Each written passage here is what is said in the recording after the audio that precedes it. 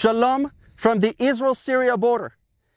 I'm Hananya Naftali, reporting to you from one of the most dangerous lines in the world. Right now, Syria is in chaos, and Aleppo, one of its most historic cities, is falling into the hands of radicals. Rebel groups, some of the most extreme Islamist militants in the world, have launched a massive attack, seizing control of key parts of the city. But this isn't just another chapter in Syria's tragedy. It's a crisis that could reshape the Middle East and has terrifying implications for Israel and Christians in the region. So who are these rebels? What's at stake for Israel? And what does this mean for the 20,000 Christians and over 30 churches now under Islamist control in Aleppo? Stick with me, because I'm going to tell you exactly what's going on. And also don't forget to subscribe to my YouTube channel and stay updated on the truth from Israel and the Middle East.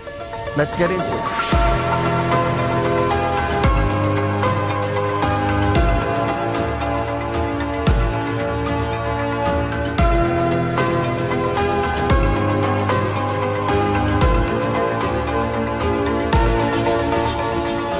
Here's the situation.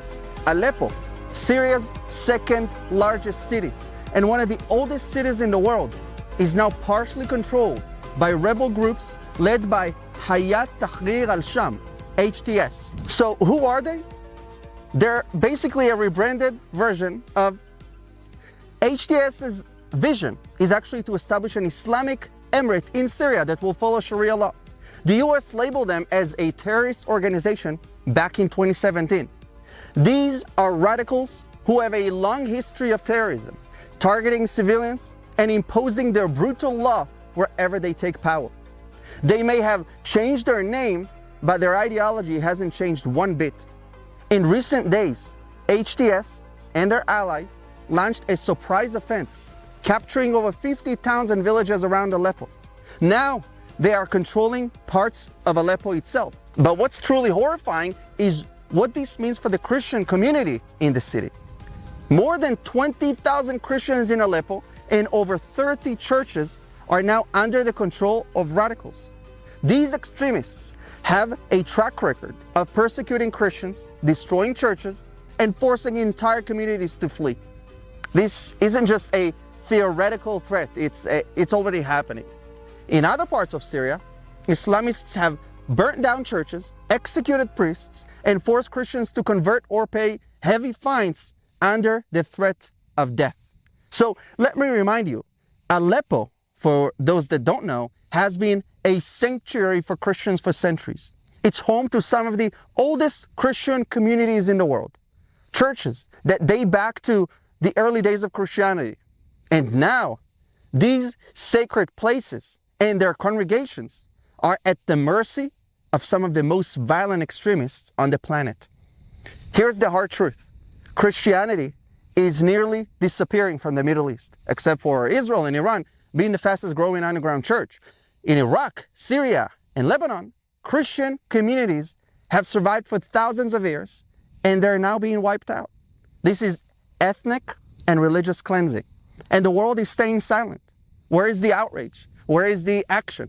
The Bible says in Psalm 82 verse 3, defend the weak and the fatherless, uphold the cause of the poor and the oppressed. Now, I want to talk about why Aleppo's collapse actually matters for Israel. First of all, let me remind you, Syria is a big country, 9 times bigger than Israel, and the battlefield right now takes place in almost the farthest point from Israel, near Turkey.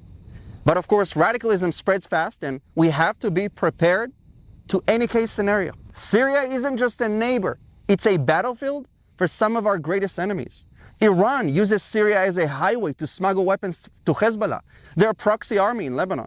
These weapons, including precision missiles and drones, are aimed directly at Israeli cities. If Aleppo falls, it creates new challenges for Israel. On the one hand, it disrupts Iran's ability to use Syria as a weapons corridor, since Aleppo is between Lebanon and Iran. But on the other hand, it puts worse extremists like HTS, who are openly hostile to Israel, closer to our borders. Let me make one thing clear. Israel will never allow Syria to become a base for attacks against us. Just last week, the IDF carried out airstrikes against 3 major smuggling routes along the Syria-Lebanon border, destroying Iran's ability to rearm Hezbollah. As an Israeli, I am proud of my country's strength. We don't just talk about defending ourselves, we take action, and we don't apologize for it. We're always watching, always ready, and always prepared to defend the Jewish state.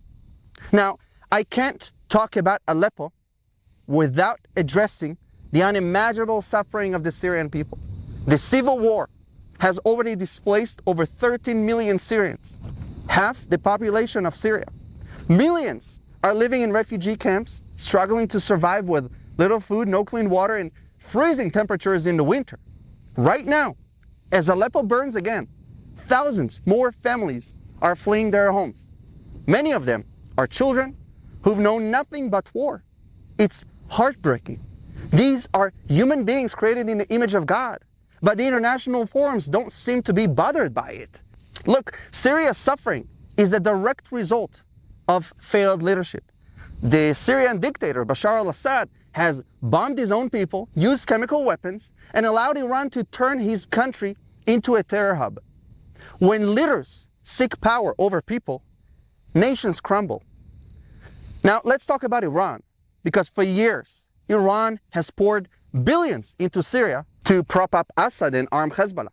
But their empire is starting to fall apart. Israel has been relentless in targeting Iranian forces in Syria, killing top commanders, destroying weapons factories, and disrupting their smuggling routes. Just last week, Israel struck Hezbollah's largest underground missile factory in Lebanon, on the border with Syria. This was a massive factory built with Iranian help, and now it's a pile of rubble. Look, Iran thought they could use Syria and Lebanon to surround Israel with rockets and missiles, but we've proven that we won't let that happen. Here's the reality. Iran's leaders are overextended and increasingly unpopular, both at home and abroad. Their people are protesting against corruption and poverty, while their proxies in the Middle East are losing ground. Empires built on lies and terror will always fall. It's just a matter of time, and it's honestly sad to see all the billions that they poured into terrorism in Syria and Lebanon, instead of investing the money in their own people. Now, let's make a quick shift to Lebanon. Israel and Hezbollah are currently at a ceasefire after more than a year of conflict. And surprisingly, it holds for now, even though Israel did target Hezbollah terrorists who violated the ceasefire. I'm actually surprised that France just today released a message saying we're condemning basically Israel because we recorded 52 or 53 times that Israel had violated the ceasefire agreement. Are you kidding me? Guys, what is going on inside the government of Macron in France? But let's be honest, this ceasefire is not peace. And ceasefire with radicals gets us nowhere in the endgame. During the conflict, the IDF dealt Hezbollah a massive blow, eliminating more than 4,000 of Hezbollah terrorists and destroying much of their arsenal. But Hezbollah is already trying to rebuild with Iran's help. That is why the situation in Syria is so critical, being the highway of supply shipments from Iran to Lebanon. But Israel is watching, and it will strike wherever and whenever it sees a threat. Now, as I stand here on the Israel-Syria border, watching this chaos happening not far away from here, I'm reminded by the prophecy in Isaiah chapter 17, verse 1. Behold, Damascus will cease to be a city and will become a heap of ruins. Syria, a land of ancient history, is now a land of destruction. Could this be the fulfillment of prophecy? Only God knows. But what I do know is that the Bible is as relevant today as it was thousands of years ago. The Middle East is not just a region, it's the stage for biblical history. And as an Israeli, I know my country has a special role to play in it. We are the light in a region consumed by darkness, and we will never let that light go out. So, what's the takeaway? Aleppo's collapse is a reminder of the darkness that still threatens this region. But we will continue to be the light, a democracy that shines bright, a country that upholds the highest standards of human rights, and hoping that wars will come to an end and this region will see more peace. Thank you for watching. Don't forget to subscribe to my channel for more updates like this. And if you want to stand with Israel, check the IsraelStore.com. Every purchase is a stand against BDS and anti-Israel hate. Together, we can make a difference. Shalom from the border.